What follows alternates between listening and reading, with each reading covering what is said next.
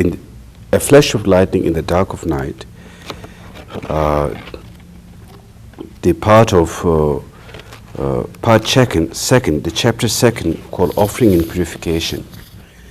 In Offering and Purification, the precious mind of bodhicitta does not arise without a cause, And in order to arise the precious mind within our heart, that we need to accumulate a great strength of merit.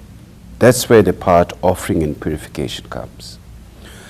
The offering to the Buddhas and Bodhisattvas, the ones who have abandoned all neurosis, the ones who have, embarked on the path of concern for others, totally concerned for others, which is the way of the Bodhisattva. That thinking of their benefits, thinking of their happiness, thinking of their enlightenment, and dedicating oneself for that as long as it takes, and tirelessly, no matter how difficult the task is to work with somebody else, but you're not afraid to work with that.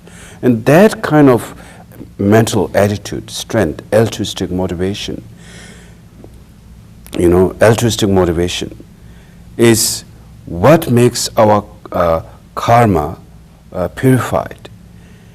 Pray and make aspiration that kind of mind may awaken in my heart, so that I can make a wholesome life, that praying that my life will not be unwholesome, but my life can be wholesome, where I can act on the way of the Bodhisattva and follow that path through 4 immeasurable and 6 paramatters. That's how one makes that kind of dedication and commitments in one's heart. The rejoice is not something that not only you can rejoice in something you are connected with, but something which is outside of your life, like someone else joy, someone else happiness, which has nothing particularly to do with you. Even by rejoicing in someone else outside of you, you gain merit. Something connected personally to you, of course there is merit, like your family and friends, their happiness, you rejoice. There is great merit. But something which is none other than your friend and families, something, let's say a stranger, like other people of another country, or someone else act of compassion. Let's suppose like in Africa, the group of musicians going there and helping and raising money and trying to benefit through their work, and which will feed millions of people, like rejoicing, all that kind of positive action, one can gain tremendous merit out of that. So even in offering, there is an offering which you own and offering which you don't own. Offering which you own is your personal wealth, that you make offering according to what you can afford and according to what you feel like. But offering which you don't possess, like you go to a supermarket and then you notice all the flowers, and then you can just offer the flowers to the Buddhas, and you offer the flowers to the Buddhas so that the owner and the all beings may achieve enlightenment and happiness by offering that to the Buddhas. You're not particularly concerned of yourself, but you're concerned of the person, the others, including the owners, and may all achieve happiness through offering. You can offer that from your mind. You can offer the universe from your mind. And that kind of mind creates tremendous, it lays the foundation for tremendous merit and tremendous positivity to grow in your heart. So therefore, the offering and purification comes like that. Which you own and which you don't own, one can offer that with pure heart. And through that, by offering, then one gains merit. There are 2 kinds of merit. One is relative merit and one is ultimate merit. The relative merit, through gaining relative merit, one can have long life, well-being, strength, and glory and such things. That's the effect of relative merit. As well as being reborn as a human being, that's relative merit. not only reborn as a human being, but have all the leisurely condition, the condition that you're connected with the Dharma, that you're connected with the thought of compassion, that you're not fallen into a state that where you disregard other human beings, where you begin to have discrimination on sex, where you begin to look down on others. You have a mind which respects all being equally with respect. Even you have certain disagreement, but fundamentally you have respect and love and care and concern for others. That is a very precious human rebirth, because not every human being has that kind of thought, and they don't act on that, they don't have thought like that, and it's very difficult to keep that level of sanity and to grow like that.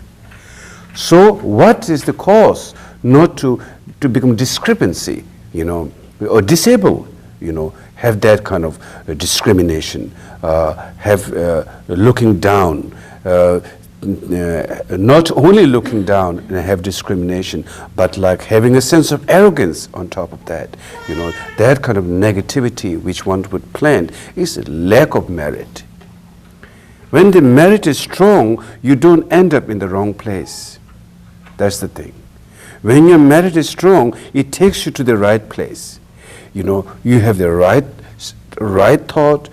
Even there are little difficulties happens, but it will always get you back to the right place, because you have the strength, your compassion, your concern, your love, and that's what is the healing, and that's what is like the magnetizing or for all the good and for all the great to grow in your life.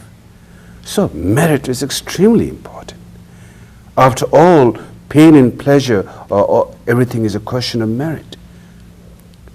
Definitely, I think in one way to be born in America is great merit in one way.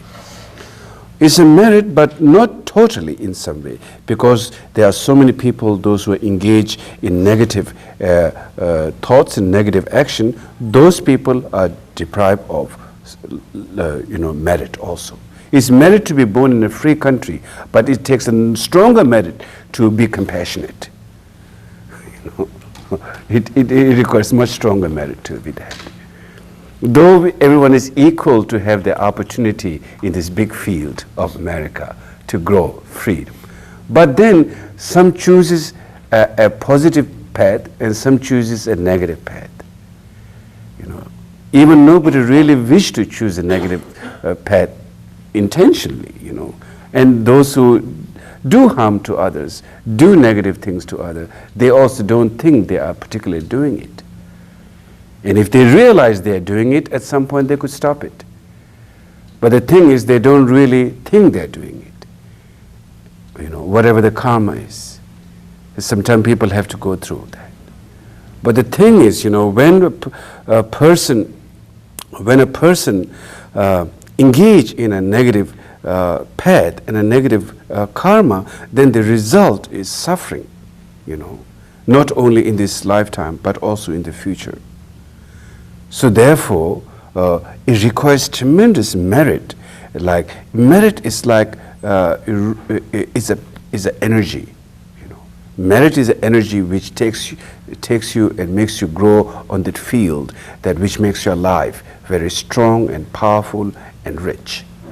And without merit, then once the merit begins to lose, then we get attracted to negative things. When the merit is strong, we get attracted to the positive qualities, because merit transcends the poverty mentality. There could be some, very rich people too, but they could still have poverty mentality. And sometimes the wealth seems to be harming certain people than benefiting certain people. And sometimes there are people who don't have much wealth, material wealth, but very satisfied and very happy and very content with life. Karma is just like, hard to describe. Some have merit to gain it, to enjoy it. Some have merit to enjoy it, even they don't have much. It's hard, it's a phenomenal thing, If you look into the life, it's just like hard to describe the question of merit is. You're in a situation, a condition, which makes you feel no fear in life. It empowers you with the strength, however you are. And of course there could be some level of fear until you get totally enlightened. The fear is not going to go no matter how to anyone. As long as one is born in samsara, there will always be a certain level of fear, certain level of dissatisfaction. It happens to the rich, to the poor, to the humans, to the non-humans, to everyone, regardless of sex, regardless of one's status, regardless of who one is, always a sense of dissatisfaction, always a sense of not knowing, always a sense of, bewilderment. That is the nature of samsara, the power of ignorance. But when we have a lot of merit, even ignorance is there, but at least it puts you in a state, a condition in your life experience, which makes you go beyond the, so many mental poverty and, so many levels of poverty, and it gives you, able to open up, able to share, and able to just being there freely, and things happens to you in the right way. That is the power of merit. There is tremendous power. What the positive karma is about, bodhicitta is about, relative compassion is about. There's truth in that, and it's flawless in that truth. Any kind of good things, we try to do through your action, whether, cleaning a shrine room, not thinking, oh, this is like I have to do, but with delight, this is where everyone will come to hear the Dharma, and they will learn to purify their negativities. They will learn how to increase their merit. And so doing with delight and trying to create the proper clean environment, that also is a tremendous merit. Trying to help someone who has no food to eat, that's a tremendous merit. Any kind of action and thought which will benefit someone is tremendous merit.